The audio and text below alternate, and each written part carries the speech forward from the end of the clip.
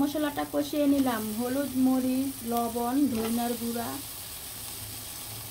জিরা, গরম মশলা দিয়ে। আর এখানে দিয়ে দিলাম আস্ত একটা মুরগি দিয়ে ভালো করে মশলার সাথে নাড়াচাড়া দিয়ে মিশিয়ে নিব। রান্না করে ফেলবো খুব অসাধারণভাবে।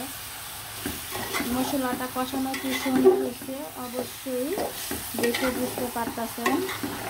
মশলা যত সুন্দর করে কষাবেন মাংস রান্না আপনার তত টেস্ট হবে। মশলার সাথে কিন্তু খুব সুন্দরভাবে মিশিয়ে দিলাম।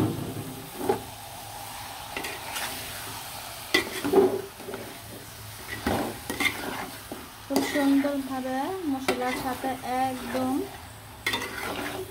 কষিয়ে নিব। যত কষাবেন ততই কিন্তু স্বাদ। মাংসটা কিন্তু খুব সুন্দরভাবে কষিয়ে ফেললাম। এরকম কষানো মাংস খেতে কে কে পছন্দ করেন অবশ্যই কমেন্টে জানাবেন। মাংসটা শুধু আমি এভাবে কষিয়ে কষিয়ে রান্না করব। আর এখন চারিদিকে শুধু পানি আর পানি, বন্যা আর বন্যা। আপনারা আপনাদের সাধ্য মতো যেরকমই পারেন বন্যার্থীদের সাহায্য করেন। আর আশেপাশে যারাই আছেন, আমাদের কুমিল্লার অবস্থাও কিন্তু অনেক খারাপ। এই ফুরাত নদী কিন্তু ভাত ভেঙে গেছে। ভেঙে যাওয়ার কারণে কিন্তু অনেক পানি, মনে করেন গ্রাম অঞ্চলগুলো একদম ডুবে গেছে। কুমিল্লার আশেপাশে যারা আছেন তারা কিন্তু অসহায় মানুষদেরকে অবশ্যই সাহায্য করতে পারেন।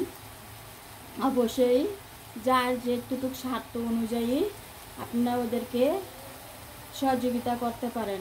এটাই আপনাদের কাছে চাওয়া, আর কিছুই নাই। আর সবাই ভালো থাকেন, সুস্থ থাকেন, সবসময় হাসি খুশি থাকেন। আর এরকম মজার মজার মাংস কষানো রান্না করে করে খেয়ে ফেলেন। আল্লাহ হাফেজ।